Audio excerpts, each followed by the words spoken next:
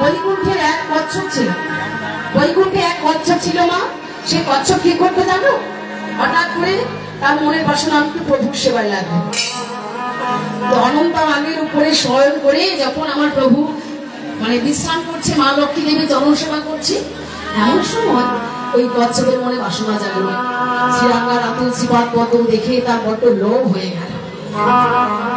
যে লোভটা কিন্তু আমাদের হওয়ার কথা বাবা, কারণ আমরা বুঝি, আমরা জানি সব জ্ঞান হুঁশ পরিপূর্ণ করে আমাদের মনুষ্য জন্মে দিয়েছে। এত জীবের মধ্যে, এত প্রাণীর মধ্যে আমরা শ্রেষ্ঠ কেন? বলে অনন্ত জীব সৃষ্টি করেছেন ভগবান, কিন্তু বোঝার মতো সব থেকে কথা হলো বোঝার মতো যে মন একটা আছে, বিচার করবার মতো, ভুল সঠিক বিচার করবার মতো একটা মন আমাদেরকে দিয়েছে, যার কারণে আমরা শ্রেষ্ঠ। 10টি ইন্দ্রিয় দিয়েছে, যার জন্য আমরা শ্রেষ্ঠ। আমাদের দেহটা উপযোগী সুন্দর করে দিয়েছে যেন তার সেবায় লাগতে পারি, তাই শ্রেষ্ঠ। যেন সহজে সেবায় লাগে দমন ভন্ন করতে পারে, বারবার আসতে হয় না। কিন্তু আমাদের পরিস্থিতি ভালো না, কারণ এই জন্মটা দিল, কিন্তু আমাদের সৌন্দর্য, আমাদের রূপ চেহারা, আমাদের কাম কামনা বাসনা আমাদের মনটাকে একবারে বশ করে দিল, তাই আমরা করছে না। তবে একটা পাখি, একটা পশু, একটা জলজ প্রাণী, তার মনের অভিলাষ দেখো। আমরা তো দেহধারী মাত্র, সবার কথা বলবো না, আমার মতো কিছু দেহধারী মানুষ। নদীর জল যেমন জল, পুকুরের জল যেমন জল, হ্যাঁ, নলকূপের জল যেমন জল, বাথরুমে টয়লেটে ব্যবহার হয় সেগুলো কিন্তু জল। সব জলে কি সমান মানে সমান অবস্থানে থাকে? সব জল কি গ্রহণযোগ্য? সব জল কি প্রকৃত বিশুদ্ধ? হচ্ছে না।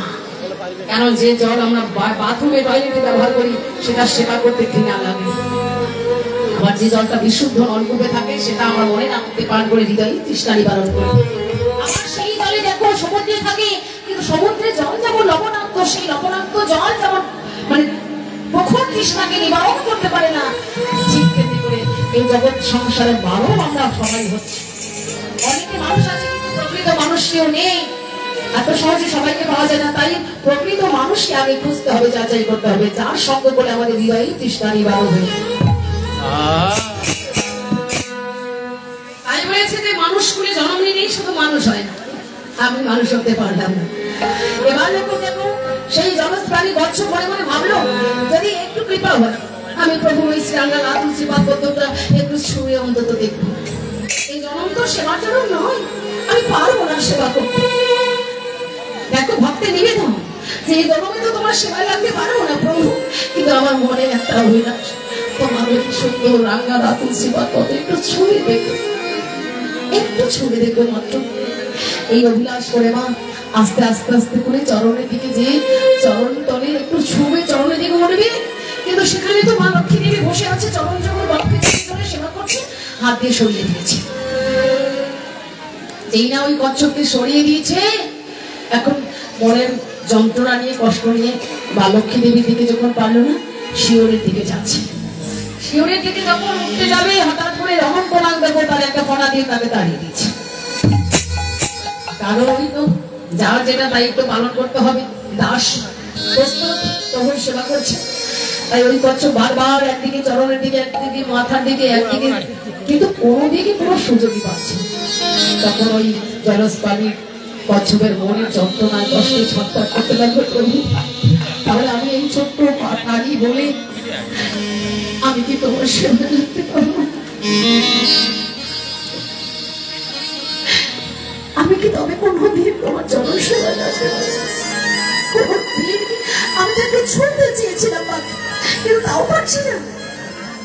তাহলে দেখুন, যে যথা মাম প্রবর্তন্তে তামস তথৈব ভজামহ মম বর্তানুবর্তন্তে মনুষ্য পার্থ স্বরূপ। যে তাকে যেভাবে ভজনা করে তাকে সেভাবেই ভগবান কৃপা করে। তাই লক্ষ্য করে দেখো বিষয়টা, ছোট্ট একটা প্রাণী যখন কাছে ভগবান বলছে না এমন করে তুমি নয়নের জলে ফেলে আমাকে অপবাদ দিও না, কারণ আমি পশু পাখি কীট পতঙ্গ যেই হোক না কেন, যেই হোক না কেন, তেষাং সমুপযুক্তানাং ভজতাং প্রীতি পূর্বকং দদামি বুদ্ধি চলন্তং চেরমমুপযুক্তং। যে সতত আমাদের যুক্ত হয়ে প্রীতি সহকারে আমার ভজন করে, আমার আরাধনা করে, তাকে আমি নির্মল প্রজ্ঞা দান করি, তাকে আমি নির্মল জ্ঞান দান করি, যে জ্ঞানের দ্বারা তারা আমাতেই প্রাপ্ত হয়ে যায়। আর সব থেকে বড় কথা হলো, তুমি একটা জলস প্রাণী হয়ে আজ নয়নের জলে কাঁদছো। তুমি প্রাণী হয়ে আমার এই বিস্তৃত নয়নের জল আমার চরণে পতিত করছো, নয়ন সরাই দিচ্ছ। আমি সইতে পারি না সব থেকে এটা, যেটা হচ্ছে আমার ভক্তের প্রেম মিশ্রিত দুটি নয়নের। ভক্ত যদি তার নয়নের জল ফেলে ঠাকুর ঘরে বসে আপেল কমলা ক্ষীর মাখন ছানা নয় মা, একটু জল একটু তুলসী নিয়ে বলে যে ঠাকুর তোমাকে দেবার মতো আমার কিছু নেই। আমি যে ওতে কান্না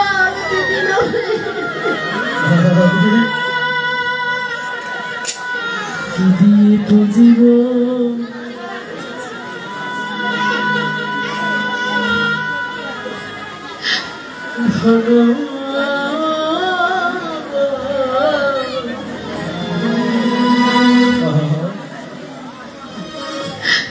তোমায় কি দিয়ে বুঝিব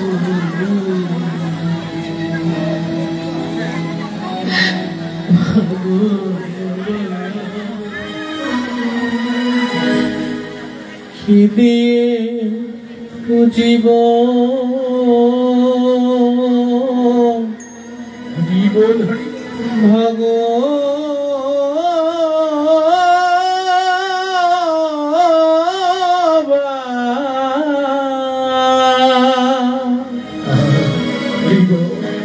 ভগবান বেশি কিছু চাই না, শুধু একটু প্রেম আর তোমার প্রেম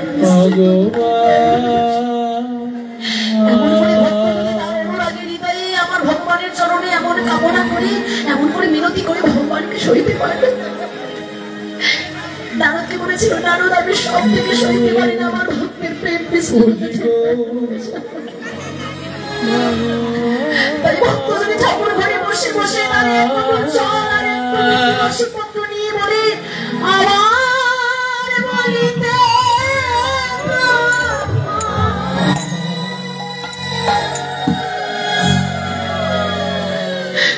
কিছু না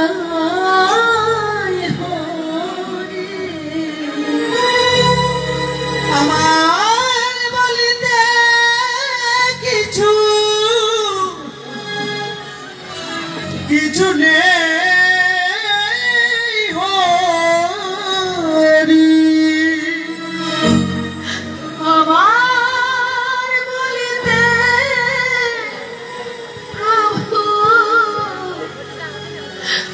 কিছু নাই হরি, আছে শুধু দুদয়নের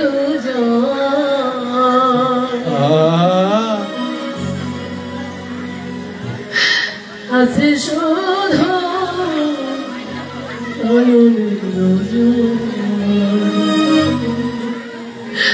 আমার শুধুই নয়নের জল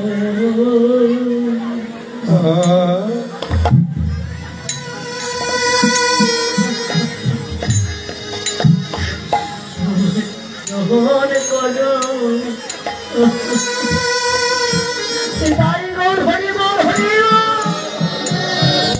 তুমি আমার দুটি নয়নের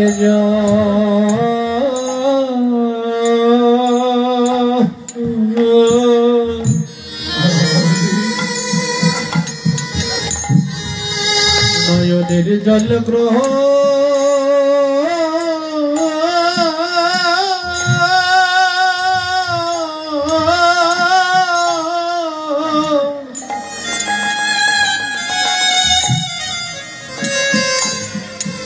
জল গ্রহণ করো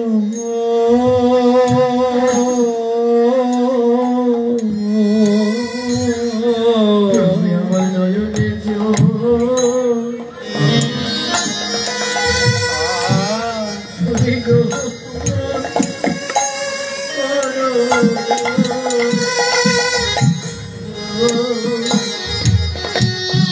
তুমি আমার দুটি নয়নে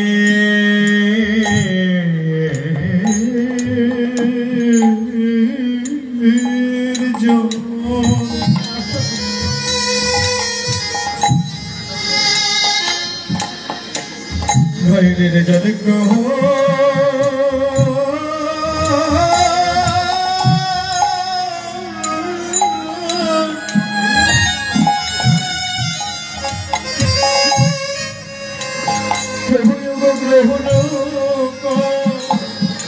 গ্রহণ করো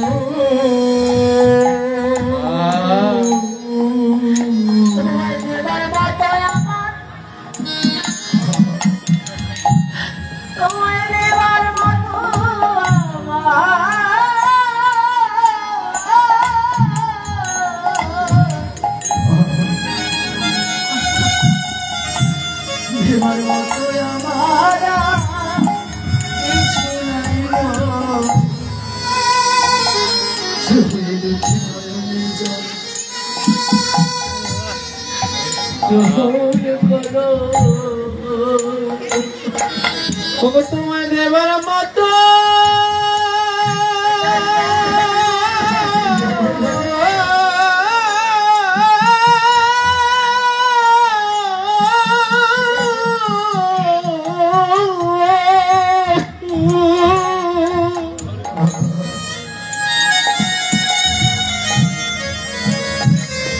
তোমায় দেবার মতো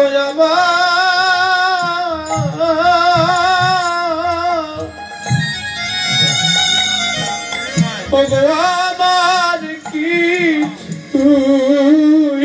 নাই গো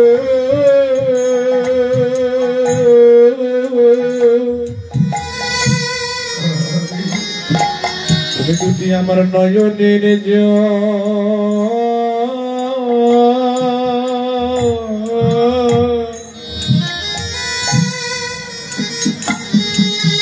নয়নের জল গ্রহণ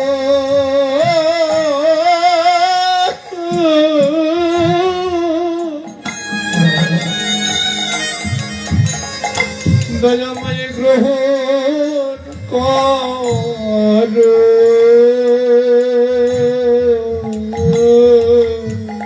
বলছি যদি কোনো ভক্ত এমনি করে ঠাকুর ঘরে বসে মাকুর ছাড়া নয় একটু ফুল তুলসী নয় দুটি নয়নের জলে কাঁদে আর ডাকে ভগবান ভগবান আর কিছু চান বলছে আর কিছু না তুলসী পরমাত্মের জলস্বর চতুর্দল অনেক সমান্তরাল ভক্তের পর ভক্ত আছে শুধু একবার জল দিতে তুলসী পত্রের কাছে আমি আমার আত্মাকে বিক্রি করে সে ভক্তকে ঈশ্বর দিতে চাই পদ্মপুষ্প ভালো উপায় তবে ভক্ত প্রযোজ্যতি তবে একটু বাধা একটু ফুল জলের কাছে আমি বাধা আমার আর কিছু চাই না তাই বলেছে ওই ছোট্ট বাচ্চা যখন কাছে ওরে এমনি করে খেতে কাঁদিস না আমি কথা দিলাম যেই হোক পশু হোক শিশু হোক প্রাণী হোক কীট হোক পতঙ্গ হোক সে যদি আমার সেবায় লাগতে চায় আমি তাকে কৃপা আমি তোমাকে কথা দিলাম এই জন্মে আজ লক্ষ্মী দেবী অনন্ত নাগ এমনি করে তোমায় দূরে সরিয়ে দিচ্ছে চরম থেকে তো আমি কথা দিলাম ওরে করছ আগত পিতা যুগে তুমি আমার শ্রী চরণ সেবা করবে আর সেই চরণ সেবা এই স্বয়ং অনন্ত নাগ দাঁড়িয়ে দাঁড়িয়ে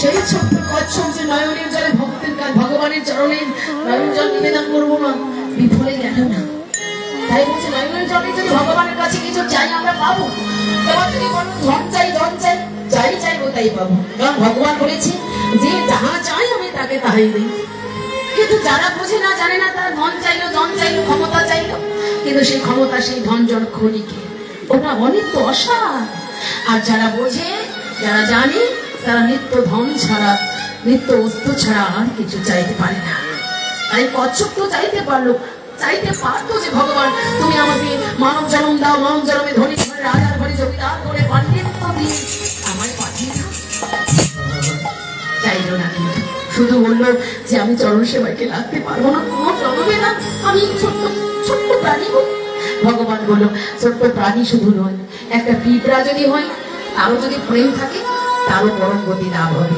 যদি তার মনে প্রেম থাকে অরণ্য সীমান্তে মঞ্চে জানা পর্যপাশ হইতে সঙ্গীত তা বিযুক্ত যোগ খেলু বাহাম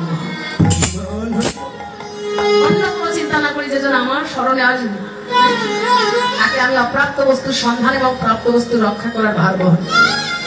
তাই সেই ছোট্ট ছোট প্রাণী সেই শ্রীতেতা যুগে শ্রী রাম অবতারে যেদিন আমার ভগবান শ্রী রামচন্দ্র অযোধ্যা ছেড়ে বনবাসে যাচ্ছে, অযোধ্যাবাসীকে শোকের সাগরে ভাসে, শ্রীরাম শূন্য অযোধ্যা যেন মৃত্যুর মুখে ঢলে পড়ল, কেউ কিছু ছাড়ছে না। সেদিন রাতের বেলা যখন বিশ্রামে ছিল ওই গঙ্গা নদীর পাড়ে, সকল যখন ভক্তগণ ক্লান্ত, অযোধ্যাবাসীগণ ক্লান্ত হয়ে শয়ন করেছিল, একটু ঘুম পেয়েছিল, এমন সময় ফাঁকি দিয়ে প্রভু শ্রী রামচন্দ্র সবাইকে ভাসিয়ে চলে গেল।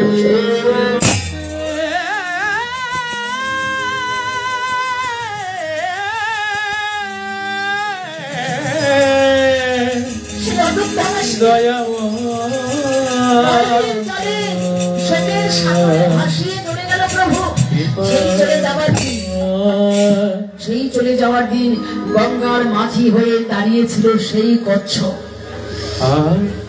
গঙ্গাতে মাঝি হয়ে সেই কচ্ছপ ছিল। এমন সময় প্রভু শ্রী রামচন্দ্র যখন ঠাকুর লক্ষণ চন্দ্র যখন দাঁড়ালো গিয়ে তীরে, বাবা সেই দেখো কি কৌশল, বলছে ভক্ত বড্ড চতুর হয়, যদি ভক্ত হয় তাহলে সে বড্ড চতুর। তাই তীরে দাঁড়িয়ে যখন প্রভু ঠাকুর লক্ষণ প্রভু শ্রীরাম দেখলো যে একদম কোনো মাঝি নেই, একেবারে কোনো নৌকো নেই, শুধু একটা নৌকা একটা মাঝি, তাও কিনার থেকে পা থেকে যেন একটু দূরে, চিৎকার করে ডাকছে, ও মাঝি মাঝি আসো, এত করে ডাকছে পারে মানে শুনছে সময়ও রান্নার ভাগ করে যেন তাকিয়ে আছে। যখন একেবারে একদম শুনতেই পাচ্ছি না, খুব রাগ হয়েছে ঠাকুর লক্ষণে, বলছে এই যে তুমি তো শুনছো কিন্তু শুনে তুমি কাছে আসছো না কেন, আমরা তোমাকে ডাকছি তুমি শুনতে পাচ্ছ। সেদিন এসে ঠাকুর বলছিল, ওই মাঝি বলছিল, ঠাকুর তাহলে কেমন লাগে বলো, ঘাটে বসে এমন করে অপেক্ষা করতে কত কষ্ট হয় দেখেছো, ঘাটে দাঁড়িয়ে এমন করে থাকলে অপেক্ষা করলে কত কষ্ট হয় দেখতে পেরেছো, বুঝতে পেরেছো। আমি এমনি মনে মনে বলছি, আমি এমনি করছি না, আমি ইচ্ছে করে করছি, কারণ তোমার দাদা আমার প্রভু শ্রী রামচন্দ্র সেও তো ভগবানের সেই মাঝি, সে তাকে বুঝিয়ে দিলাম যে আমি যেদিন এমনি করে পারে দাঁড়াবো সেদিন এমনি করে আমিও কাঁদবো, কষ্ট পাবো।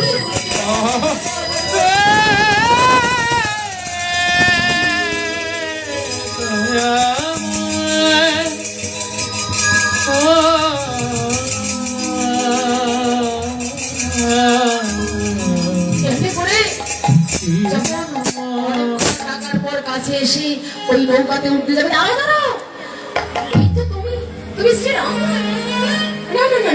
আমি সারা রাত ধরে শ্রবণ করেছি, মহিমা শ্রবণ করেছি, কি মহিমা, তোমার চরণ ধরি লেগে তোমার চরণের স্পর্শে নাকি পাষাণ মানবী হয়ে গেছে, পাষাণ মানবী হয়েছে, তাই আমি তা পারবো না। আমার এই গরিব মানুষের, আমার এই কাঙ্গালের একটা আমার নৌকা, সেই কাঠের নৌকাটা যদি নারী হয়ে যায়, মানবী হয়ে যায়, তাহলে আমি কি করে যাই, ঘরে তো একটা মানবী নারী আছে, তার থেকে মানে তাকে নিয়ে জীবনযাপন করতে পারছি না, ঘর সংসার চালাতে পারছি না, আমি তো গরিব কাঙ্গাল, আমার আর একটা নারী যদি হয়ে যায় কি সর্বনাশ, তাই আমি দেহ দিচ্ছি না। ঠাকুর লক্ষণ হাসছে, কি বোকা, বলছে না না ঠাকুর তুমি যতই বলো না কেন আমি উঠতে দেবো না। তাহলে কি করবে, বলছে দাঁড়ান ওখানে একটু দাঁড়ান, আমি ওই চরণের ধুলি আগে ধৌত করে দেবো, তারপর আমার নৌকোতে উঠতে দেবো। ভক্তের অনুসরণ করে এবারে একটা পাত্র এনে আমার প্রভু শ্রী রামচন্দ্রের চরণ যুগল ধোয়া দিচ্ছে। যখন চরণ যুগল ধৌত করছে, প্রভু মনে মনে হাসছে, করে করছো তুমি তো সেই করছো যে কষ্ট করে কেঁদে কেঁদে বলেছিলে প্রভু তোমার চরণ সেবায় কি কোনোদিন জানো, তোমাকে আমি বলেছিলাম, তোমায় আমি প্রতিশ্রুতি দিয়েছিলাম যে লক্ষ্মী দেবী এই ঠাকুর এই অনন্ত নাথ দাঁড়িয়ে দাঁড়িয়ে দেখবে, আমি কথা দিয়েছিলাম তো, সেই কথা রাখতে ভক্তের মনস্কামনা পূর্ণ করতে দেখো আজকে সেই অনন্ত নাথ ঠাকুর লক্ষণ হয়ে আর সেই লক্ষ্মী দেবী সীতা হয়ে দাঁড়িয়ে দাঁড়িয়ে তোমার মতো ভক্তের চরণ সেবা দর্শন।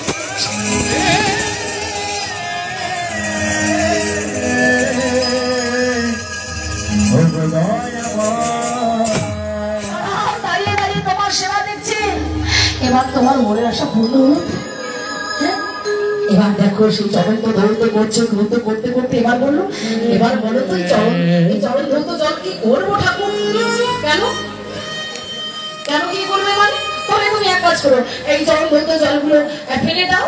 বলছে না না, সেটা হলো আমি করতে পারবো না, কারণ কিনারে লক্ষ্য করে দেখো কত পাথর পড়ে আছে। এবার সেই চরণ ধৌতগুলো পাথরের উপর ফেলে দিই আর ওগুলো মানবী হয়ে যাক, তাহলে কি ঠিক হবে? এটা ঠিক হবে? হবে না। তার চেয়ে এখন কি করি বলো তো? তাহলে তুমি এক কাজ করো, তোমার যা খুশি তাই করবো। আর তুমি একটু রাগি তো, বলছে তুমি যা খুশি তাই করো। যেই এমন করে বলেছে, এবার আনন্দে আত্মহারা হয়ে সেই চরণ ধুলি ধৌত জল আমার সেই ভক্ত কি করছে জানো না? বলুন তো কি করবে? এবার বলুন কি করতে হবে, কি করবে? চরণ ধৌত জল কি করবে? ভক্ত বড় চতুর্থাই বললাম না? হ্যাঁ, তাই বলেছে। দেখো এবার সেই ভক্ত সেই চরণে ধৌত জলে ধৌত জলে বার নিজে পান করে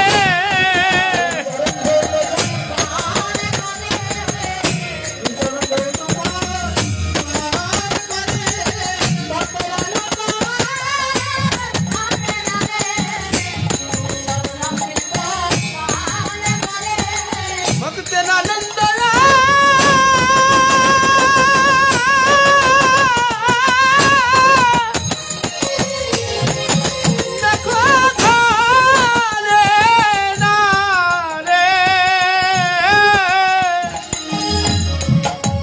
চরণ অমৃত ভক্ত নিজে পান করে।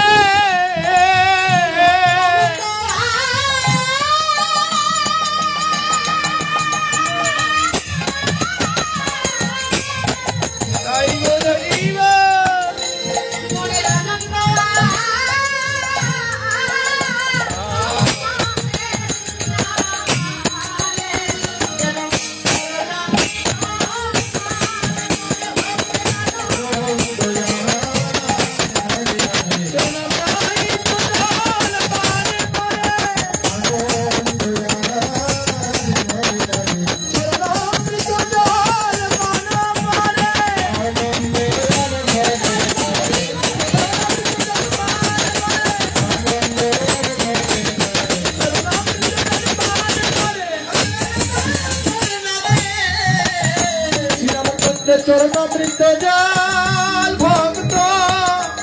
ভক্ত নিজে পান করে।